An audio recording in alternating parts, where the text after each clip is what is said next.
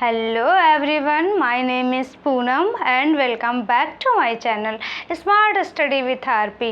So friends, आज का हमारा वीडियो ECG से रिलेटेड है। हम लोगों ने पिछले वीडियो में हार्ट से रिलेटेड सारी बातें कर ली थी, ठीक है। आज का हमारा वीडियो ECG से रिलेटेड है। सो चलिए आज का वीडियो स्टार्ट करते हैं, समझते हैं क्या होता है ECG, ठीक है। हार्ट के जांच के लिए ECG का प्रयोग किया जाता है, ठीक है।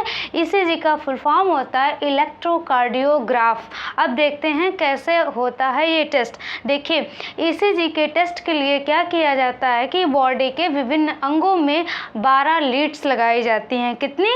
12 लीड्स लगाई जाती हैं और इन्हें कहते क्या हैं तो ECG लीड्स कहते हैं, इलेक्ट्रोकार्डियोग्राफ लीड्स कहते हैं, ठीक है। ये लीड्स एक ग्राफ का निर्माण करती हैं जिसे क्या कहते हैं PQRS T ग्राफ बोलते हैं या ECG ग्राफ बोलते हैं, ठीक है। और ये ECG जो ग्राफ होता है उसमें 3 प्रकार की वेव उत्पन्न होती हैं, यानी तरंग उत्पन्न होती हैं। वो कौन कौन सी हैं? तो वो है P, Q, RS और T। ये 3 प्रकार की तरंगे उत्पन्न होती हैं, ठीक है। और ECG टेस्ट क्यों किया जाता है? इसलिए किया जाता है कि हमारा हार्ट प्रॉपर तरीके से काम कर रहा है या नहीं। यदि कोई प्रॉब्लम होती है तो इस ग्राफ के थ्रू हमें पता चल जाता है, ठीक है। अब देखिए इसमें जो P वेव होती है वो क्या दिखाती है, तो देखिए जब हमारा ब्लड सिराओं के माध्यम से किस में एंट्री करता है? अलिंद में, दाहिने अलिंद में एंट्री करता है ना। तो वो जो दाहिने अलिंद में जब ब्लड एंट्री करता है तो उसको किससे दिखाते हैं? तो उसको दिखाते हैं P वेव से, ठीक है। यदि ये जो है अगर ज़्यादा मात्रा में ये वेव हो गई, मतलब ये तरंग ज़्यादा बढ़ गई या कम हो गई, तो दोनों में प्रॉब्लम होती है, ठीक है। यानी प्रॉपर तरीके से अगर काम कर रही है तभी ये ठीक होती है। आपको समझ आया कि P वेव क्या दिखाती है? P वेव दिखाती है अलिंद के सिकुड़ने को। मैंने बताया कि जब ब्लड हमारे हार्ट में यानी कि सबसे पहले दाहिने अलिंद में प्रवेश करता है ना, तो अलिंद के सिकुड़नों जब अलिंद सिकुड़ता है तो उसको किस वेव से दिखाया जाता है? तो वो है P वेव, ठीक है। आगे बात करते हैं QRS वेव।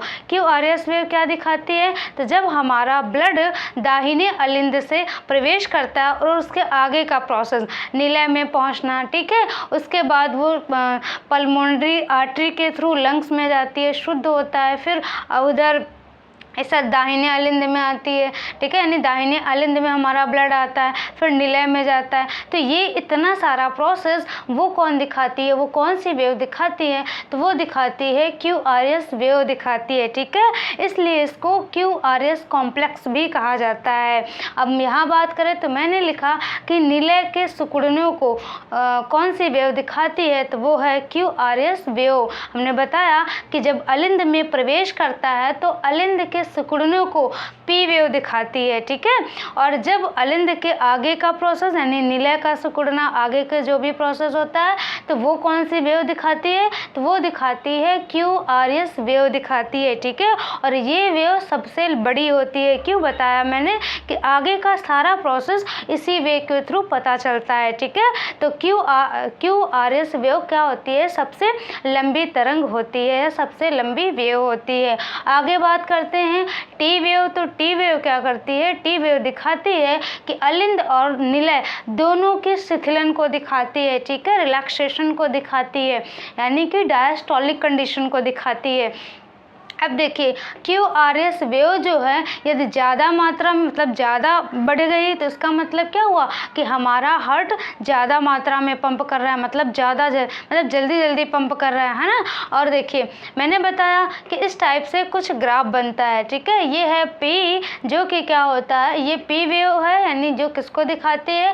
हृदय के सिकुड़ने को दिखाती है। ये QRS वेव है जो कि निलय के सिकुड़ने को दिखाती है। और ये T वेव है जो कि किसको दिखाती है, तो निलय और अलिंद यानी अलिंद और निलय दोनों के शिथिलन कंडीशन को दिखाती है। ठीक है, और ये टी वेव सबसे छोटी वेव होती है और क्यू आर एस वेव सबसे बड़ी वेव होती है। देखिए, जब हमारा हृदय यानी हार्ट प्रॉपर तरीके से काम करता है तो कुछ इस प्रकार का ग्राफ बनता है। लेकिन जब यही ग्राफ जल्दी जल्दी बनने लगे तो इसका मतलब क्या हुआ, हमारा हार्ट जल्दी जल्दी क्या हो रहा है, धड़क रहा है ना, यानी कि हार्ट बीट तेज है। इससे ये समझ में आता है। और दूसरी चीज़ अगर बात करी जाए तो जैसे ये है, इस तरीके की पहली जो ग्राफ सबसे पहले ऐसे बनता है, सेम वैसे आगे भी बनता चला जाता है।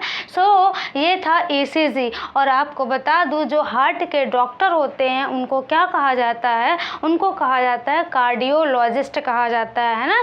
क्या कहा जाता है, हृदय विज्ञान विशेषज्ञ यानी कि कार्डियोलॉजिस्ट कहा जाता है। ठीक है, एक बार ECG को फिर से रिकॉल कर लेते हैं। मैंने बताया कि हार्ट के जांच के लिए ECG का प्रयोग किया जाता है। इसमें 12 प्रकार की लीड लगाई जाती है शरीर में। ठीक है, और मैंने थंबनेल में आपने देखा होगा एक ह्यूमन बॉडी बनी है और उसमें यहाँ कई सारे लीड लगे हुए हैं ना, तो वही हैं। ठीक है, ECG में क्या किया जाता है, 12 प्रकार की लीड लगाई जाती है और इन लीड को क्या कहा जाता है, तो ECG लीड्स कहा जाता है। ये लीड एक प्रकार के ग्राफ का निर्माण करती हैं, जिसे जो किस प्रकार का होता है, तो ये कुछ इस प्रकार का होता है, जिसमें पी वेव, QRS और टी ये 3 प्रकार की वेव का निर्माण होता है। पी वेव किसको दिखाती हैं, जब हृदय में ब्लड एंट्री करता है यानी कि अलिंद के सिकुड़नों को दिखाती हैं। ठीक है, और आगे बात करें QRS किसको दिखाती हैं, तो निलय के सिकुड़नों को दिखाती हैं। ठीक है, QRS जो होती हैं ये सबसे बड़ी वेव होती हैं। आगे बात करें जाए टी वेव अलिंद और निलय दोनों के शिथिलन को दिखाती हैं और ये सबसे छोटी वेव होती है। आपको समझ में आ गया होगा कि अगर ये प्रॉपर तरीके से सारा हमारा हार्ट काम अच्छे से कर रहा है तो ये वेव इस प्रकार दिखती हैं, वरना अगर ये जल्दी जल्दी बन रहे तो इसका मतलब क्या है, हमारा हार्ट जो है जल्दी जल्दी धड़क रहा है ना, हार्ट बीट हमारी तेज है।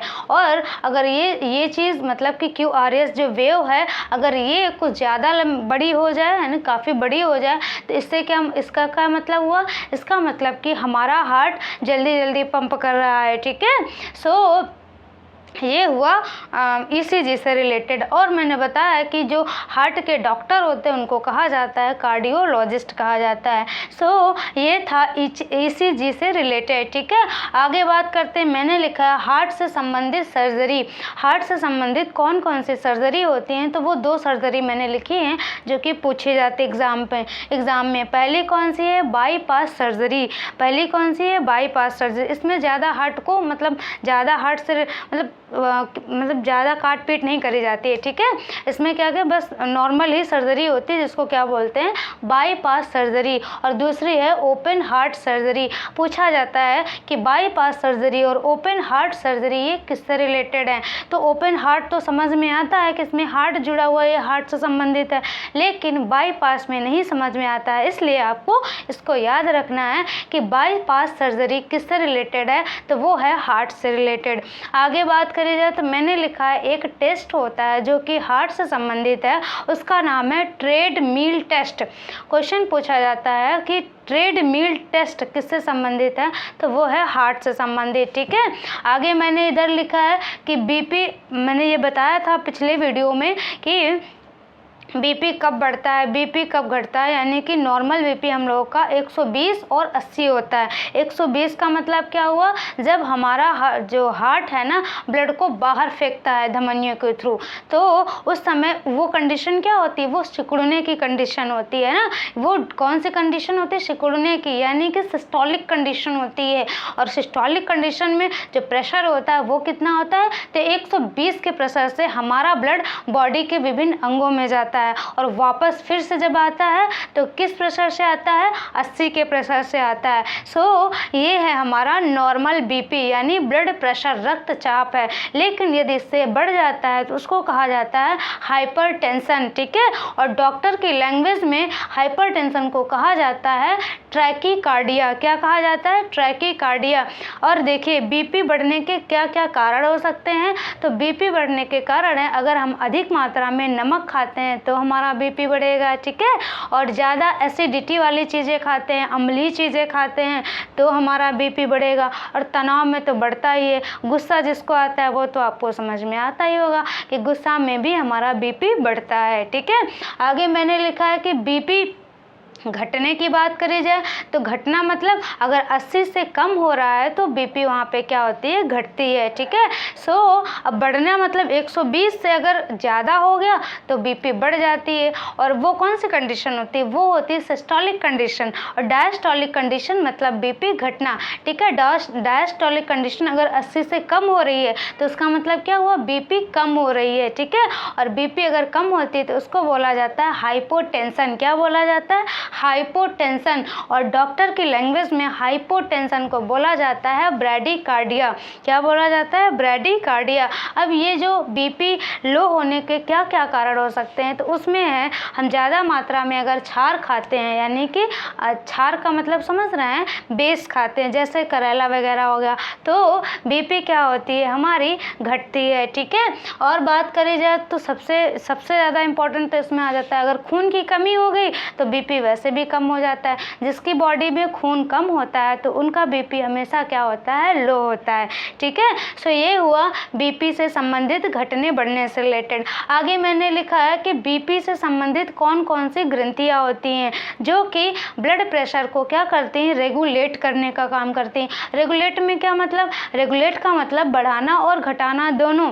आपने देखा होगा जो सिलेंडर होता है उसमें रेगुलेटर लगा होता है ना। रेगुलेटर क्या करता है, वो जलाने मतलब कि बढ़ाने के काम में यानी बंद करने के काम में भी आता है और जलाने के भी काम में आता है। मतलब जब उसको हम ओपन कर देते हैं तो गैस बाहर आती है, बंद कर देते हैं तो वो क्या होती है, बंद हो जाती है, ठीक है। सो उसी प्रकार हमारे बॉडी में जो हार्ट होता है उससे संबंधित कुछ ग्लैंड्स प्रेजेंट होती हैं, वो रेगुलेटर की तरह वर्क करती हैं। उनमें कौन कौन सी हैं, तो उसमें 2 ग्लैंड्स हैं। कौन सी है, एक है थायराइड ग्लैंड जो कि हमारे गले में प्रेजेंट होती है जिससे थायरॉक्सिन नामक हार्मोन निकलता है। और दूसरी कौन सी है, तो एड्रेनालिन ग्लैंड है, ठीक है, जो कहाँ प्रेजेंट होती है, जो कि हमारे किडनी के ऊपर होती है। और इससे कौन सा हार्मोन निकलता है, तो इससे हार्मोन निकलता है एड्रेनालिन, ठीक है। एड्रेनालिन हार्मोन निकलता है, ठीक है। इसके नाम से ही एड्रेनालिन हार्मोन इसी के नाम से है। और थायराइड ग्लैंड से थायरॉक्सिन हार्मोन निकलता है। अब देखिए जो थायराइड ग्लैंड होती है ना, इससे जो हार्मोन निकलता है थायरॉक्सिन, ये क्या करता है, बीपी को घटाने का काम करता है, ठीक है। किसका काम करता है, बीपी को घटाने का काम करता है। और ये जो थायरॉक्सिन हार्मोन है ये जो फीमेल होती है उसमें ज़्यादा होता है। इसीलिए आपने देखा होगा जो फीमेल होती हैं उनका बीपी ना हमेशा क्या होता है, मोस्टली क्या होता है, कमी होता है, ठीक है। अब आगे बात करते हैं जो एड्रेनालिन ग्लैंड है, यानी एड्रेनालिन ग्लैंड है उससे जो एड्रिनल ग्लैंड है उससे एड्रेनालिन हार्मोन निकलता है, ठीक है। सो जो एड्रिनल ग्लैंड है वो कहाँ प्रेजेंट होती है, तो किडनी के ऊपर प्रेजेंट होती है। इससे कौन सा हार्मोन निकलता है, एड्रेनालिन हार्मोन निकलता है। और ये करता क्या है, तो ये बीपी को बढ़ाने का काम करता है। और ये हार्मोन लड़कों में यानी जो आदमी होते हैं यानी पुरुष जो होते हैं उनमें ये हार्मोन सबसे ज़्यादा पाया जाता है। इसी वजह से उनमें गुस्सा वगैरह ज़्यादा होता है। सो आपको समझ में आया कि ये रेगुलेट कैसे करते हैं, एक बढ़ाने का काम कर रहा है और एक घटाने का काम कर रहा है। सो जिसमें बीपी ज़्यादा होता है तो उनमें क्या होता है, गुस्सा, चिड़चिड़ापन, ये सब बहुत ज़्यादा होता है। और जिनका बीपी लो होता है वो एक तो देखा जाए बहुत लो हुआ तो चक्कर ही आने लगते हैं, है ना। तो बीपी लो मतलब वो ठंडा, थोड़ा वो इंसान थोड़ा ठंडे उसका होता है, कहने का मतलब कूल है ना। अब आगे बात करते हैं, ये हुआ बीपी से संबंधित कौन कौन सी ग्लैंड हैं, ठीक है। आगे मैंने लिखा है हार्ट अटैक कैसे होता है, तो ये समझते हैं। देखिए हमने बताया था कि हमारे हार्ट में 4 कमरे हैं, है ना। 4 कमरे मतलब 2 अलिंद और 2 निलय प्रेजेंट होते हैं, ठीक है। अब हम इस तरीके से बना रहे हैं, पूरा उस तरीके से नहीं बनाएंगे, ठीक है। देखिए हमारे हार्ट में कितने चैम्बर होते हैं, 4 चैम्बर होते हैं। ये कौन सा होता है, तो ये होता है राइट आर्ट्रियम और ये होता है लेफ्ट आर्ट्रियम, यानी कि ये होता है दाहिना अलिंद और ये होता है बायां अलिंद। अब इधर करते हैं, ये होता है राइट वेंट्रिकल, यानी कि ये जो होता है कौन सा होता है, ये दाहिना निलय है और ये कौन सा होता है, ये होता है बायां निलय, लेफ्ट वेंट्रिकल। अब देखिए हम अब इसमें क्या होता है, देखिए हार्ट अटैक कैसे आता है। जैसे मान लो पहले ये बताते हैं कि जैसे मान लो हमको पढ़ाना है ना, तो हमको भी तो पढ़ना पड़ता है, ऐसा तो नहीं हमको पढ़ना नहीं पड़ता है। या फिर हम 1 महीने कॉपी ना खोले तो हम भी सब भूल जाएंगे जो जो चीज़ें हमको याद हैं। सो इसी प्रकार जो हार्ट है ये सबको तो ब्लड देता है, मतलब इसमें ब्लड आता है भैया, ये जाता है देता है किसको कि जो फेफड़ा है कि भाई साहब इसको शुद्ध करो, तो वो शुद्ध करते हैं, फिर लाता है अपने में, फिर सबको देता है कि लो भाई जितने सारे अंग हैं सब लोग ऑक्सीजन लो, ब्लड को लो, है ना। तो ये देने का तो काम कर ही रहा है, साथ में अगर इसको काम मतलब ये खुद भी तो काम कर रहा है ना, दे सबको दे तो रहा है लेकिन खुद भी तो वर्क कर रहा है, तो इसको भी तो कुछ चाहिए, इसको भी तो कुछ चाहिए, ये भी तो कुछ खाए पिएगा तभी तो काम करेगा। तो ये क्या करता है, ये भी ब्लड को चूसता है। अब ये कहाँ से चूसता है ये समझते हैं। देखिए हमारे हार्ट में जो यहाँ पे लेफ्ट वेंट्रिकल होता है, यानी जो ये बायां निलय होता है, यहाँ पे 3 नसें प्रेजेंट होती हैं। कितनी, 3 नसें प्रेजेंट होती हैं, ठीक है। उन नसों को क्या बोलते हैं, तो उनको बोलते हैं coronary sinus, coronary sinus, sinus, ठीक है। हमारे हार्ट में जो यहाँ पे लेफ्ट वेंट्रिकल होता है, यानी कि जो बायां निलय होता है, वहाँ पर 3 इस प्रकार की ऐसे क्या प्रेजेंट होती हैं, तो नसें प्रेजेंट होती हैं, ठीक है, जिनको क्या कहते हैं, कोरोनरी साइनस बोलते हैं। और ये नसें क्या करती हैं, जब हमारा ब्लड इसमें राइट आर्टरियम में आता है, अशुद्ध होता है ना, पहले बॉडी से आता है, ठीक है, अशुद्ध होता है, ये कैसा होता है, इम्प्योर ब्लड होता है ना, ये किसमें, राइट आर्टरियम में आता है, यानी कि हमारे दाहिने अलिंद में आता है। उसके बाद फिर यहाँ जाता है, दाहिने निलय में जाता है, फिर दाहिना निलय क्या करता है, लंग्स को देता है, ठीक है। लंग्स चाचा क्या करते हैं, इसमें ऑक्सीजन मिलाते हैं, ऑक्सीजन मिलने के बाद ये लंग्स किसको देते हैं, तो ये पल्मोनरी वेन, यहाँ पे पल्मोनरी वेन होती है, इसके थ्रू कहाँ आता है, तो ये आता है लेफ्ट आर्टिकल में, यानी कि बाएं अलिंद में आता है, ठीक है। और बाएं अलिंद से जब ब्लड हमारे बाएं निलय में आता है, तब क्या होता है कि जब बाएं अलिंद में हमारा शुद्ध ब्लड आता है, यानी शुद्ध रुधिर आता है, तो ये जो 3 प्रकार की नसें यहाँ पे प्रेजेंट होती हैं, ये क्या करती हैं, कुछ खून को, कुछ रक्त को चूस लेती हैं ना। किस लिए चूसती हैं, क्योंकि इनको भी तो काम कराना है, हार्ट काम करता है तो उसको वो भी तो कुछ खाए पिएगा, तो ये नस क्या करती हैं, इस ब्लड को चूसती हैं, ठीक है, इस ब्लड को ले लेती हैं, अपने काम के लिए यूज़ करती हैं, ठीक है। अब देखिए हार्ट अटैक कैसे होता है। अब मान लीजिए ये ब्लड आता है भैया, ये चूसने का काम करती हैं, ये क्या करती हैं, रक्त को चूसती हैं। ये 3 प्रकार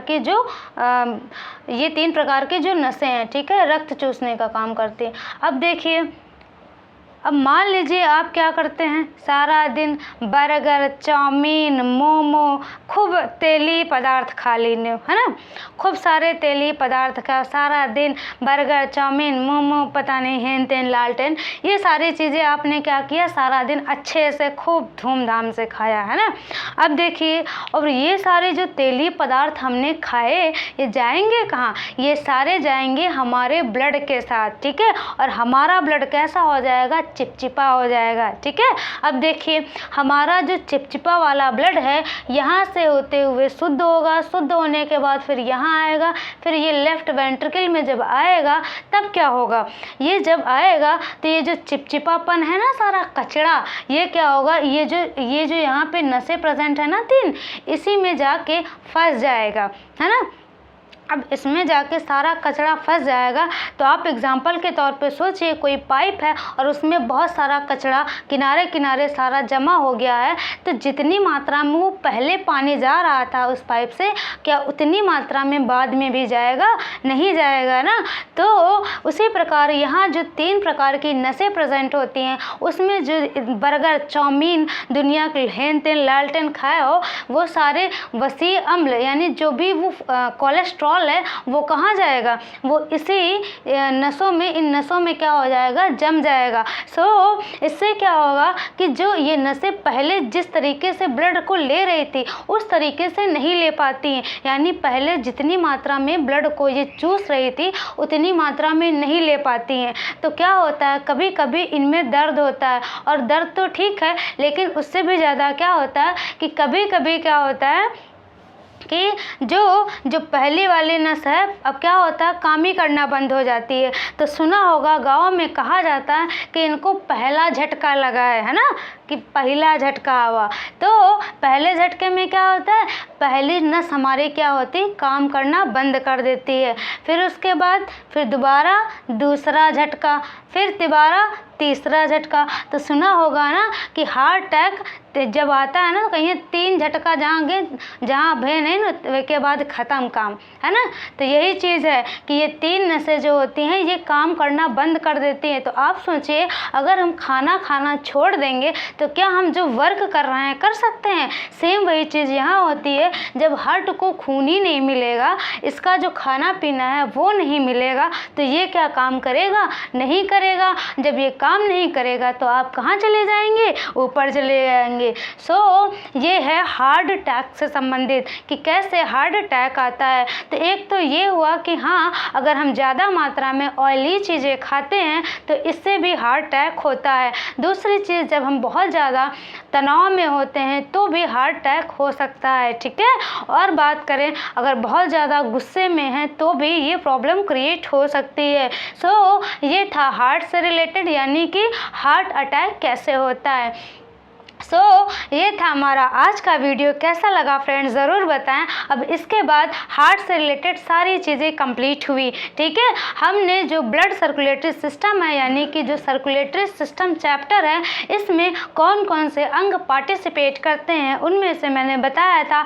सबसे पहला ब्लड बताया था, दूसरा बताया था हार्ट, तीसरा बताया था आर्टरी, चौथा था वेन्स और 5वां था लिम्फ, ठीक है। जिसमें हम लोगों ने पूरी तरीके से ब्लड को पढ़ लिया, ठीक है, हार्ट को पढ़ लिया, आर्टरी यानी धमनियों को पढ़ लिया, वेन्स के बारे में पढ़ लिया। अब हम बात करेंगे लिम्फ के बारे में। लिम्फ का मतलब लसिका जिसे कहते हैं। यहीं से हमारा चैप्टर कंप्लीट हो जाएगा, ठीक है। इसके बाद जो हमारा नेक्स्ट वीडियो आएगा वो है लिम्फ से रिलेटेड, यानी लसिका से रिलेटेड, ठीक है। ये था हमारा आज का वीडियो। कैसा लगा फ्रेंड्स ज़रूर बताएं। और हाँ, आज के लिए यहीं पर, आगे हम नेक्स्ट वीडियो में बात करेंगे, ठीक है। Thank you for watching my video friends.